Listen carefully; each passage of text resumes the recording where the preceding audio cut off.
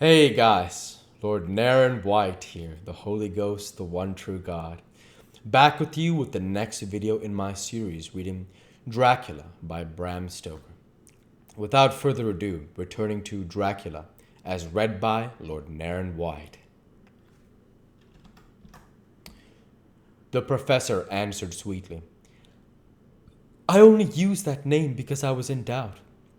I must not call you Mr., and I have grown to love you. Yes, my dear boy, to love you as Arthur.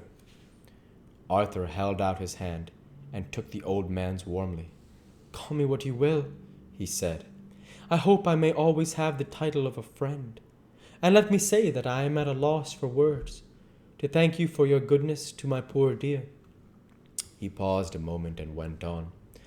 I know that she understood your goodness even better than I do. And if I was rude or in any way wanting at that time, you acted so. You remember, the professor nodded. You must forgive me. He answered with a grave kindness. I know it was hard for you to quite trust me then, for to trust such violence needs to understand. And I take it you do not, that you cannot, trust me now, for you do not yet understand. And there may be more times when I shall want you to trust when you cannot, and may not, and must not yet understand. But the time will come when your trust shall be whole and complete in me, and when you shall understand as though the sunlight himself shone through, then you shall bless me from first to last for your own sake, and for the sake of others, and for her dear sake to whom I swore to protect. And indeed, sir, said Arthur warmly, I shall in all ways trust you. And I know and believe you have a very noble heart, and you are like Jack's friend. You are Jack's friend, and you were hers. You shall do what you like. The professor cleared his throat a couple of times as though about to speak, and finally said, May I ask you something now? Certainly. You know that Mrs. Westenra left you all her property? No. Poor dear, I never thought of it. And as it is all yours, you have a right to deal with it as you will. I want you to give me permission to read all Miss Lucy's papers and letters. Believe me, it is no idle curiosity. I have a motive of which, be sure, she would have approved. I have them all here.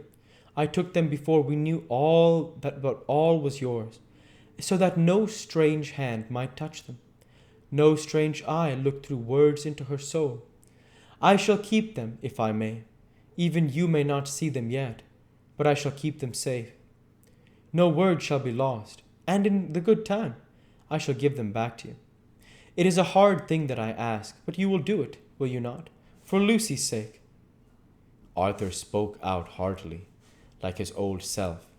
Dr. Van Helsing, you may do what you will. I feel that in saying this, I am doing what my dear one would have approved. I shall not trouble you with questions till the time comes. The old professor stood up as he said solemnly, And you are right. There will be pain for us all. But it will not be all pain, nor will this pain be the last.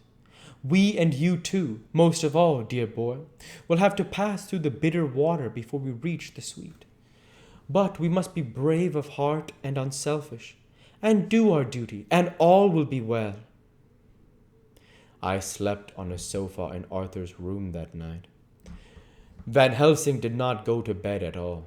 He went to and fro, as if patrolling the house, and was never out of the sight of the room where Lucy lay in her coffin, strewn with the wild garlic flowers which she sent through the odor of lily and rose, a heavy, overpowering smell into the night.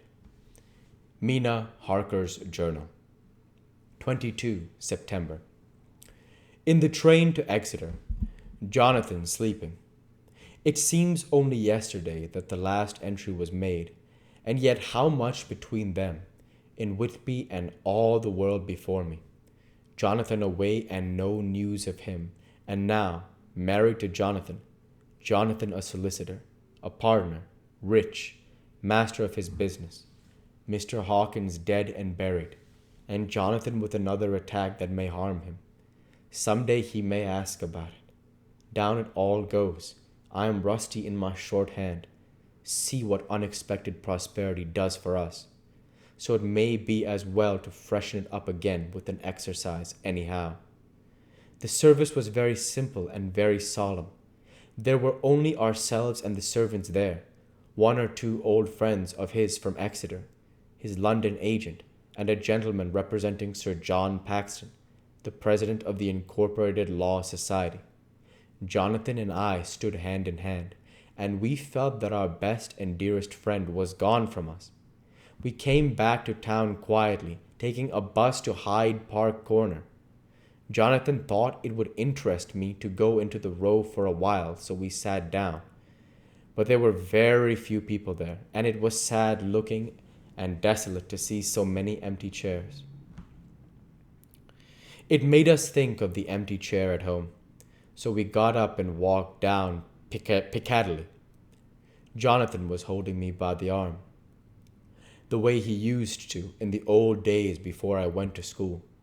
I felt it very improper, for you can't go on for some years teaching etiquette and decorum to other girls without the pedantry of it biting into yourself a bit.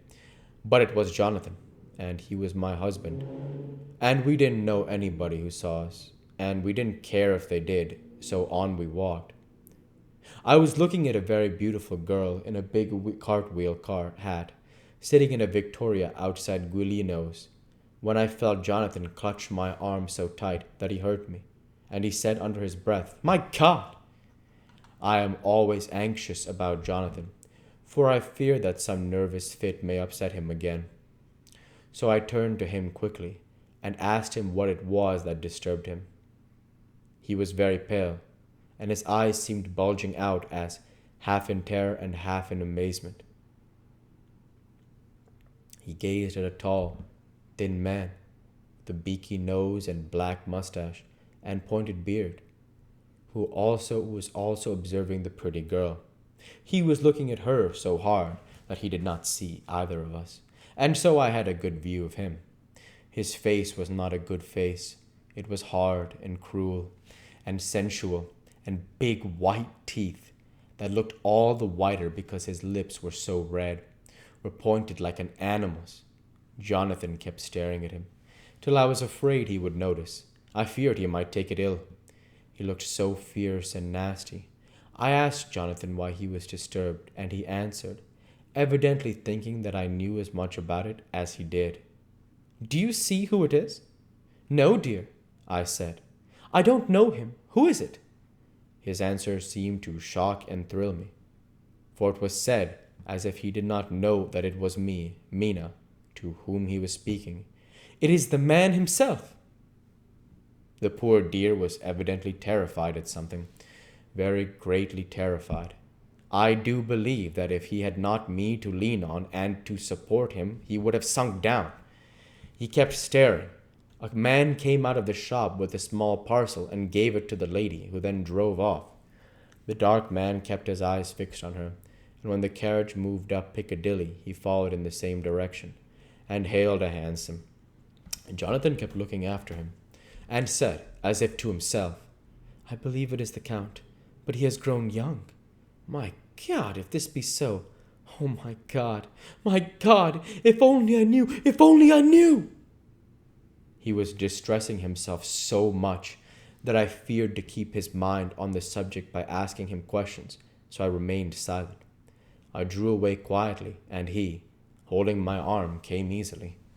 We walked a little further, and then went in and sat for a while in the Green Park. It was a hot day for autumn, and there was a comfortable seat in a shady place. After a few minutes staring at nothing, and Jonathan's eyes closed, and he went quickly into a sleep, with his head on my shoulder, I thought it was the best thing for him, so did not disturb him. In about 20 minutes he woke up and said to me quite cheerfully, "Why, Mina, have I been asleep? Oh, do forgive me for being so rude. Come, and we'll have a cup of tea somewhere." We'll go ahead and stop there for this week. As usual, I want to say thank you for watching, and I hope you enjoyed. Please like, comment, and subscribe, as it greatly helps the channel. Light be with you all. Take care, and thanks again.